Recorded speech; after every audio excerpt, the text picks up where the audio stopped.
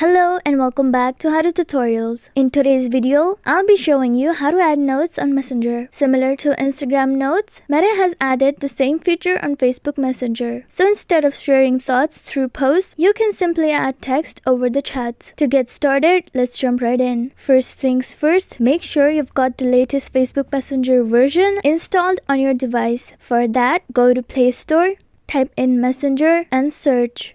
Now tap on the official Messenger app icon. If it hasn't been updated, the update button will be displayed on the right. So let's update it now. It'll take a few seconds. It has now been installed with the latest updates. Open the Messenger application. Now tap the plus icon at the head of your profile picture over the chat section.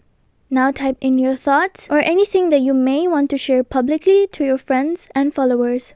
Notice that the note will be visible for only 24 hours and you can only enter up to 60 letters. Once you're satisfied with the note, tap share at the top right of your screen. A pop-up will appear telling you that the note has been shared. And there you have it. You've successfully added a note on your Messenger. If you found this tutorial helpful, give us a thumbs up, subscribe for more video updates, and let us know in the comments what other tutorials you'd like us to cover next. Thanks for watching.